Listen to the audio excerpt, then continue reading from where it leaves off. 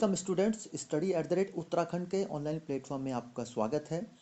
हम लोग भारतीय अर्थव्यवस्था एवं विश्व की अर्थव्यवस्था लेके चल रहे थे, जिसे हम जो टॉपिक हमारा चल रहा था वो था कृषि एवं संबद्ध क्षेत्र, जिसके ऑलरेडी हम तीन पार्ट कवर कर चुके हैं। ठीक है। और क्लास 7 तक हम कंप्लीट कर चुके हैं, जिसमें हम कुछ इंपॉर्टेंट क्वेश्चन को देख रहे थे। कृषि संबंधी जितने भी हमारा आर्थिक विकास है उसको समझ रहे थे। ठीक है।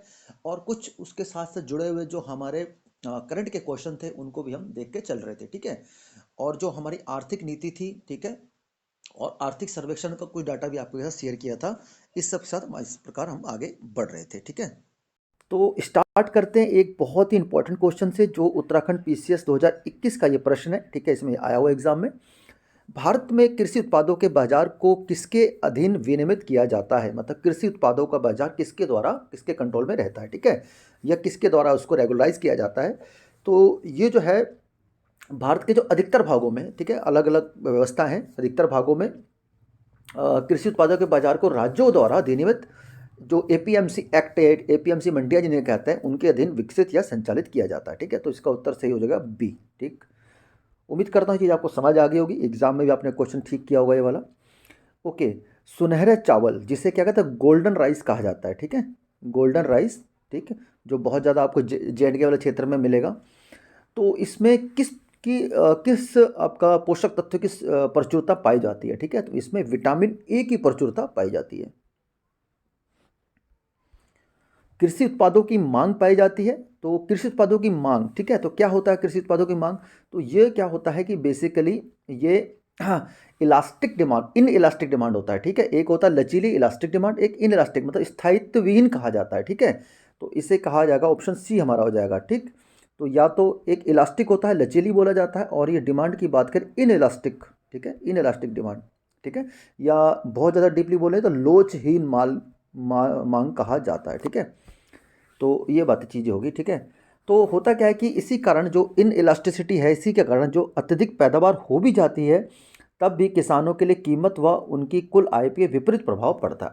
अत्यधिक पैदावार हो जाता है तो किसानों की जो आय है और उनकी जो कुल आय है और उनका जो कीमत है उस पर विपरीत प्रभाव पड़ता है ज़्यादा। जैसे कभी कभी आपने देखा होगा, किसान अपने टमाटर, प्याज आदि को जब बिल्कुल कीमतें डाउन हो जाती है तो सड़क पर फेंकने में मजबूर हो जाते हैं। ठीक है, भारत में प्रथम कृषि विश्वविद्यालय की स्थापना कब की गई थी? तो ये वर्ष 1960 में, ठीक है, 1960 में पंतनगर में की गई थी। ओके, भारतीय सब्जी शोध संस्थान कहाँ पर है? इस प्रकार क्वेश्चन कभी कभी एग्जाम में बन जाते हैं जो आपको कंफ्यूज कर देते हैं। ठीक है, तो Indian institute of vegetable research, IIVR कहाँ स्थित है? ये वाराणसी में स्थित है। नेक्स्ट क्वेश्चन है, केंद्रीय खाद्य तकनीकी अनुसंधान संस्थान कहाँ पर है? ठीक है, central food technological research institute, जिसे CFTRI के नाम से भी जाना जाता है, central food technology research institute. ठीक है, CFTRI, ठीक है, इसके नाम जाना जाता है। ये कहाँ पे स्थित है? तो ये मैसूर में स्थित हो जाएगा। वन लाइनर फॉर्मेट में आपको याद रखना सब चीज़ें। केंद्रीय खाद्य तकनीकी अनुसंधान संस्थान कहाँ पर स्थित है? ठीक है, तो वही सेम क्वेश्चन रिपीट हो गया, तो मैसूर में हो गया ये। ठीक है, national academy of agricultural research management, ठीक है, NAARM, ठीक है, ये कहाँ पर स्थित है? ठीक है, तो इसको नार्म के नाम से भी जाना जाता है, और इसे national academy of agriculture research management, राष्ट्रीय कृषि अनुसंधान प्रबंध अकेडमी। ठीक है, तो ये कहाँ है? हैदराबाद में स्थित है। भारतीय चरागाह एवं चारा अनुसंधान केंद्र कहाँ पर स्थित है? ठीक है, तो बड़े से ध्यान से चलिएगा, ये झांसी में स्थित हो जाएगा।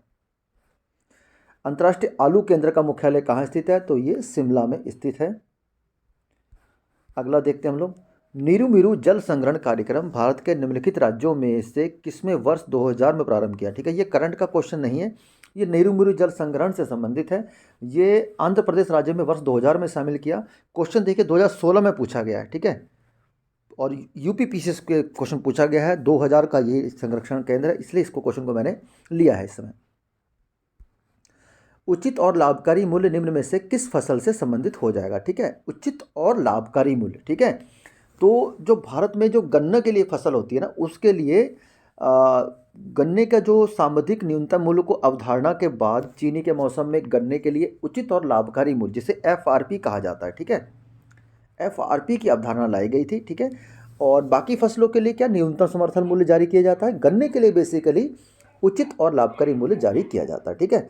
तो इसमें क्या होता है, गन्ने की उत्पादन लागत को देखते हुए या वैकल्पिक फसलों के उत्पादन को लाभ को देखते हुए उपभोक्ता को उचित दर पर चीनी की उपलब्धता को देखते सारी चीज़ों को कवर करते हुए ये लाया गया था। और ये लाया कब गया था ये भी आप नोट कर सकते हैं। ये है 22 दिसंबर, इस डेट को नोट कर सकते हैं, 22 दिसंबर, ठीक है, 2019, ठीक है। 1966 में संशोधन करके 2019 में लाया गया उचित और लाभकारी मूल्य, ठीक हो गया। ये इसके बारे में जानकारी है पूरी, आप अच्छे से देख सकते हैं कौन सी अवधारणा लाई गई थी। ओके, गन्ने के उचित एवं लाभप्रद कीमत एफआरपी को निम्नलिखित में कौन अनुमोदित करती है, ठीक है। तो कौन अनुमोदित करती है, तो इसमें बड़ा ध्यान से चलिएगा। इसको अनुमोदन करने का जो समिति होती है वो समिति होती है आर्थिक मामलों की मंत्रिमंडलीय समिति, ठीक है। गलती से ये मत लगा दीजिए कृषि लागत एवं कीमत आयोग, ये बाकी फसलों के लिए है जो अगले क्वेश्चन में आप देख सकते हैं, ठीक है। और यूपीएससी में भी ये प्रश्न बना हुआ है, ठीक है, इंपॉर्टेंट क्वेश्चन है। क्योंकि वर्तमान में आप जब देख रहे होंगे जब ये 3 कृषि कानून बिल लाए गए थे तो न्यूनतम समर्थन मूल्य ये सब बहुत ज़्यादा चल रहा था, एमएसपी वगैरह, ठीक है, चर्चा में शब्द था। तो एमएसपी डायरेक्टली ना पूछ के इस प्रकार घुमावदार क्वेश्चन पूछा जा सकता है कि गन्ने के लिए क्या लाया जाता है, तो उस समय आपसे गलती से ये ना लगा दिया जाए कृषि लागत एवं कीमत आयोग, ठीक है। तो ये आप देख लीजिएगा, इसके बारे में जानकारी है। अगला क्वेश्चन देखते हैं, भारतीय खाद्य निगम के लिए खाद्यान्नों की आर्थिक लागत में न्यूनतम समर्थन मूल्य किसानों को भुगतान किए गए बोनस के साथ साथ क्या क्या शामिल है, ठीक है। तो जो भारतीय खाद्य निगम के लिए द्वारा जो खाद्यान्नों की आर्थिक लागत में न्यूनतम समर्थन मूल्य और किसानों को भुगतान के बोनस में क्या क्या शामिल होता है, इसमें ये बहुत टिपिकल हिंदी है, आप देख लीजिएगा। प्रापण प्रासंगिक तथा वितरण लागत। इस क्वेश्चन का तात्पर्य यह है कि जब भारतीय खाद्य निगम जो है फूड एफसीआई जो है फूड कॉरपोरेशन इंडिया जो खाद्यान्न को खरीद करता है, ठीक है, बाद में डिस्ट्रीब्यूट करने के लिए, उसमें क्या होता है, एक तो जो किसानों को न्यूनतम समर्थन मूल्य, जैसे मान के चलिए गेहूं का मूल्य है, मैं आपको अच्छे से समझाता हूँ। मान लें गेहूं का मूल्य 2100 की एमएसपी रिलीज की गई, ठीक है, तो 2100 रुपये तो ये खरीदेगा उससे, 21, मान लो कि 1 क्विंटल हुआ तो 2100 रुपये उसने उसके लिए खरीदा, ठीक है। दूसरा कुछ बोनस दिया गया है तो मान के चलिए कुछ बोनस है तो वो भी है, वो भी इसका मूल्य हो गया। प्लस साथ में प्रापण प्रासंगिक भार, मतलब प्रोक्यूरमेंट इन इंसिडेंट्स, जैसे इसको जो खरीदने में जैसे लगा आपका राज्य स्तरीय जो चार्ज हो गया वो हो गया, मंडी शुल्क हो गया, ट्रांसपोर्ट चार्ज हो गया और आदि चीज़ें, मान के चलो ये फूड कॉरपोरेशन इंडिया तक पहुंचने में इसको 200 रुपये लग गए, ठीक है, ये हो गया। और दूसरे के साथ डिस्ट्रीब्यूशन, अब फर्दर डिस्ट्रीब्यूशन भी तो करेगा, अपने पास तो रखेगा नहीं गोदाम में, तो 1 क्विंटल को डिस्ट्रीब्यूट खर्चने करने का मान के चलो खर्च आ गया इसका कम से कम 500 रुपये आ गया, मान के चलिए फूड कॉर्पोरेशन इंडिया का। तो ये जो टोटल लागत आपकी बन के आएगी लगभग लगभग ये कितनी बन जाएगी, ये लगभग बन गई 2820 रुपये। तो ये इसकी आपकी लागत हुई खरीदने की लागत, तो ये शामिल करने की बात की जा रही है, ठीक है। तो प्रापण प्रासंगिक भार का मतलब आपका प्रोक्योरमेंट में कौन कौन सी चीज़ें खरीदारी में और कौन सी चीज़ें लगी हुई एक्स्ट्रा चीज़ें, जैसे ट्रांसपोर्ट, राज्यों का सरचार्ज, मंडी शुल्क, बहुत सारे खर्च होते हैं, ठीक है। तो इस क्वेश्चन का तात्पर्य यह था, प्रापण प्रासंगिक भार और वितरण लागत। उम्मीद करता हूँ ये आप समझ गए होंगे। ये देखिए इसमें पूरी डिटेल में दी गई है, ये इसका आर्थिक लागत, एक्विजिशन कॉस्ट, डिस्ट्रीब्यूशन कॉस्ट, उसमें बोनस, ये सब चीज़ें शामिल की जाती हैं। कृषि मूल्य आयोग की स्थापना कब की गई थी, ठीक है। तो कृषि मूल्य आयोग की जो स्थापना की गई थी वर्ष 1965 में, ठीक है। लेकिन बाद में क्या है, इसका जो 1985 में इसका नाम कृषि कृषि मूल्य आयोग का नाम बदलकर कृषि लागत एवं मूल्य आयोग कर दिया गया था, ठीक है। तो ये याद रखिए कि वेरी इंपॉर्टेंट है, करंट का टॉपिक है, इसमें काफ़ी सारी चीज़ें रही 2020-21 में, तो उससे संबंधित ये चीज़ें हो जाएंगी। भारत में न्यूनतम समर्थन मूल्य कौन निर्धारित करता है, तो 1965 में स्थापित कृषि मूल्य आयोग, जिसका वर्तमान में नाम कृषि लागत एवं मूल्य आयोग है, ठीक है। तो यही निर्धारित करता है, ठीक। ओके, ये बात सारी चीज़ आपको मैंने बता दी है, इसमें आपको कोई दिक्कत नहीं होनी चाहिए। और कृषि जो लागत मूल्य आयोग है ये टोटल 22 फसलों के लिए एमएसपी जारी करता है। अब देखिए इंडिया में फसलें ऐसे तो नहीं खाली सिर्फ 22 फसलें होती हैं, हजारों प्रकार की फसलें होती हैं, लेकिन हर प्रकार की फसल के लिए एमएसपी जारी करना संभव नहीं है, ठीक है। आप दालें ही ले लीजिए, कम से कम 100 तरह की तो दाल, 50-60 तरह की दालें ही हो जाएंगी, या 100 तरह की मान लीजिए, उत्तराखंड में बहुत सारे तरह की दालें होती हैं, तो हर फसल का मूल्य जारी करना संभव नहीं है, इसलिए ये 22 फसलों के लिए जारी की जाती है, ठीक है।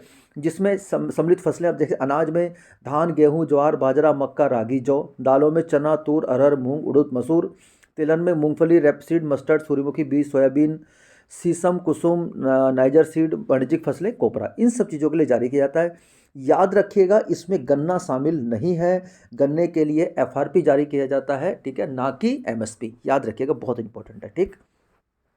ओके, क्वेश्चन नंबर 87 है और आई थिंक ये आज के सेशन का अंतिम प्रश्न है, ठीक है। तो इसमें आप ध्यान से चलिएगा, देखते हैं क्या क्वेश्चन कह रहा है।